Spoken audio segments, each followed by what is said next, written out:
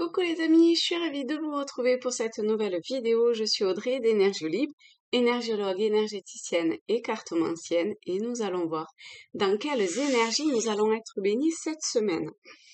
Comment on va être travaillé et ce qui vient éventuellement à nous pour nous préparer ou être plus en conscience avec les énergies qui vont bouger. Qui bougent, enfin bougent tout le temps, mais voilà, qui viennent vers nous. Alors, je prends Tao, l'oracle Tao, et on va voir qu'est-ce qui vient à nous, qu'est-ce qu'on a besoin de savoir, d'entendre. Oups. Alors, il y a celle-ci, les limites. Ouais, on va commencer par celle-là. Alors, on a les limites, qui est la carte numéro 60. Hop. Donc, la carte numéro 6, qui est l'amoureux, qui est l'arcane de l'amour, forcément, l'amoureux, mais aussi des choix et des hésitations. Donc, avec les limites, le premier jet logique qui vient d'une certaine façon, c'est quand même ces hésitations ou ces choix que l'on peut mettre par rapport à certaines limites. Alors limites, hein, je mets entre guillemets parce que quand même, c'est chacun a ses limites et les limites des uns n'est pas la limite des autres, etc., etc. Et donc, c'est arriver à faire, vous voyez la carte de l'amoureux, il y a cet homme qui est entre ces deux femmes, et donc c'est le choix du cœur ou le choix des plaisirs. Les deux femmes représentent ces deux axes-là. Et ici, on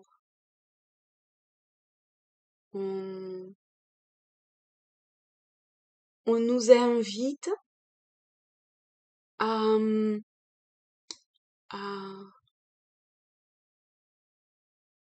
alors déjà à prendre le temps de nous poser, d'accord, de nous retrouver, de nous mettre dans un état de calme et de profondeur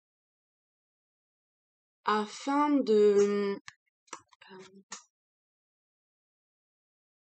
bien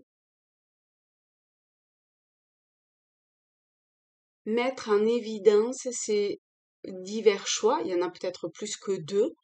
En tout cas, il y en a forcément un ou plusieurs qui viennent plus du cœur ou des plaisirs au sens large, d'accord? Et du cœur, je parle pas forcément en termes de relations amoureuses.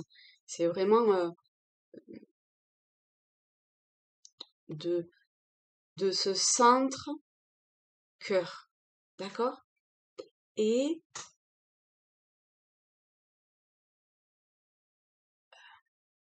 d'arriver à poser les limites. Et par poser les limites, il y a une corrélation à faire avec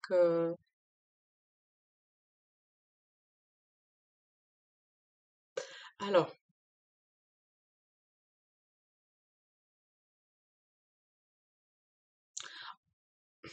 j'allais dire une bêtise. En fait, ces limites, c'est plutôt soit vis-à-vis de soi que vis-à-vis d'autrui. Après, ça impacte forcément autrui.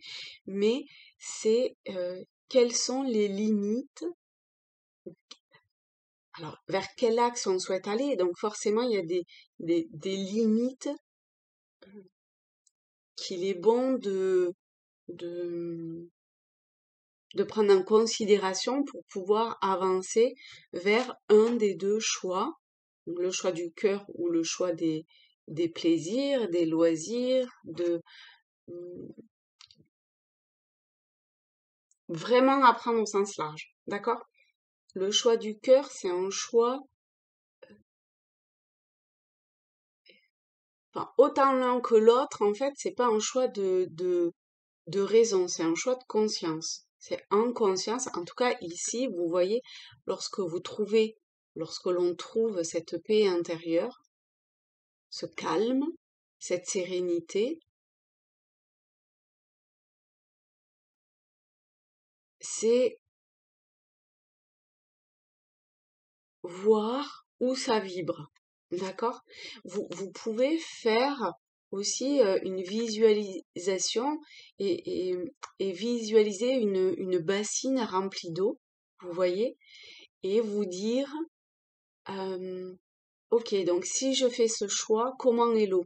Est-ce qu'elle est bouillonnante et ça lui plaît pas? Peut-être qu'elle peut changer de couleur, prendre une teinte un peu ragoûtante, hein, pas très appétissante, on va dire, ou est-ce qu'elle est plutôt claire, limpide, calme, sereine? Pour ça, faut être dans un état vraiment tranquille, hein, ok? Mais ça peut vous aider à avoir comme un deuxième,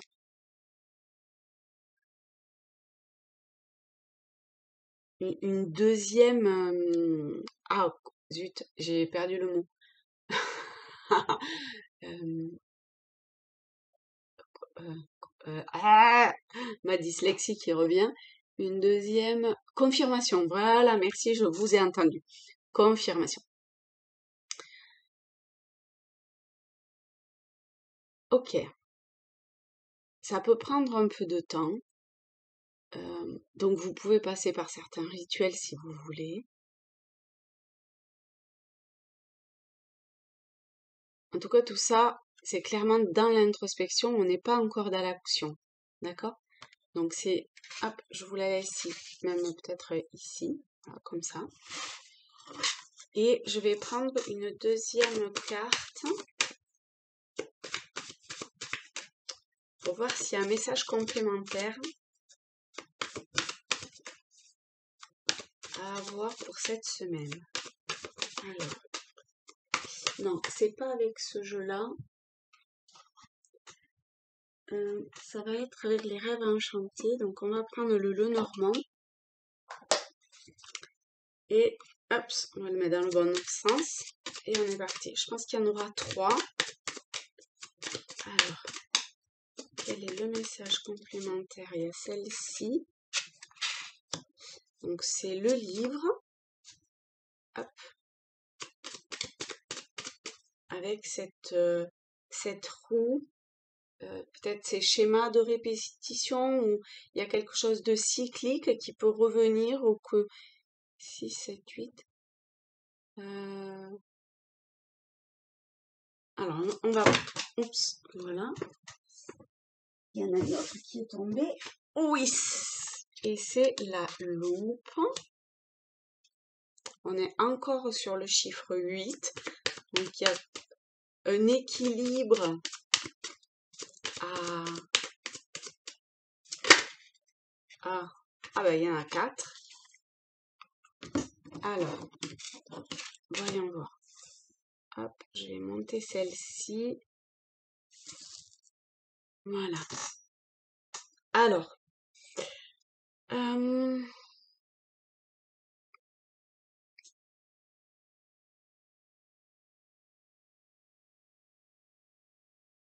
alors là, ce qui me vient, c'est c'est comme une palette de peinture. Il y a plusieurs peintures et il y a tout le potentiel qui est réuni sur cette palette de peinture. Et c'est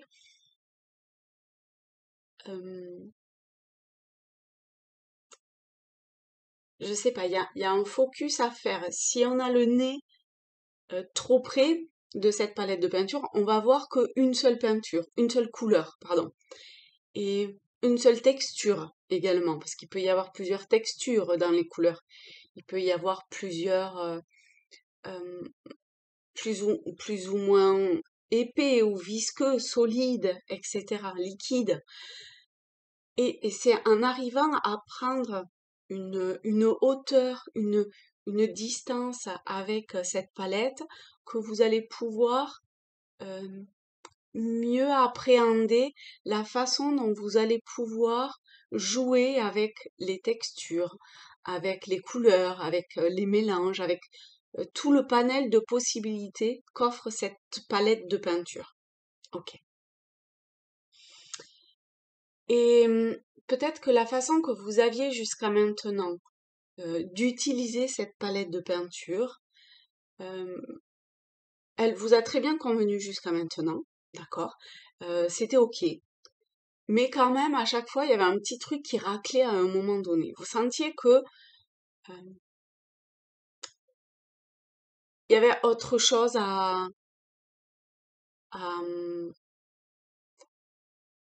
j'allais dire à gratter, parce qu'on est avec la peinture, des fois on gratte pour faire ressortir les couleurs qui sont dessous. Mais peut-être que là, il y a quelque chose comme ça, parce que avec le livre et avec ce schéma de répétition qui me fait penser à la haute fortune, parce qu'il y a aussi le chiffre 10, et il y a ce côté cyclique. Et des fois, on a tendance à poser, vous voyez, comme ces tas de livres, à poser plusieurs couches, et on finit par oublier celle qui était dessous, qui a bien pris la poussière, vous voyez, et qu'on a bien mis de côté. Et là, eh ben, comme avec cette palette de peinture, le fait de voir l'ensemble de l'histoire, tout ce qui s'est écrit, ça permet à cet instant T, ou ça permet de vivre euh,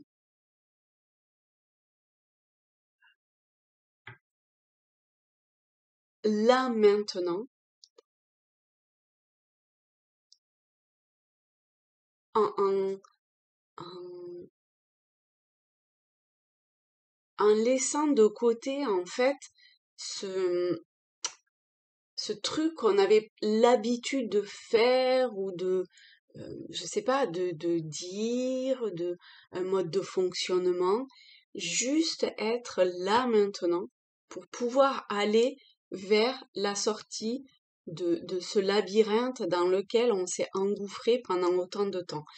Et pour ça, arriver à faire la paix à l'intérieur de soi, arriver à se poser des limites, c'est-à-dire que à chaque fois que vous sentez que vous êtes plus euh, présent maintenant, mais il n'y a pas d'histoire de culpabilité, de retour en arrière, etc. Pas du tout, d'accord? Sinon, vous allez continuer à tourner en rond et à vous, à vous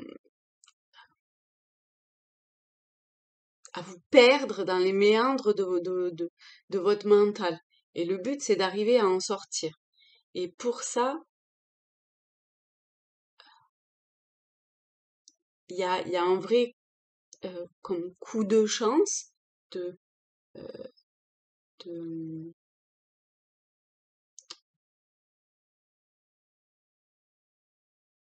de pouvoir ressentir donc cette paix intérieure et de faire le choix en conscience de ce que vous voulez pour sortir de, de ce labyrinthe dans lequel vous étiez depuis de toute évidence très longtemps. Vous voyez comment ce livre est très très vieux, donc bon voilà, c'est comme ça, on s'en fout, mais en tout cas, a priori, vous voulez vous sortir de quelque chose, et là, on, on vous, on vous montre à quel point tout est là, d'accord? Tout le, toute la palette des possibles est là. Et, et votre travail, quelque part, est d'arriver à faire ce choix pour maintenant.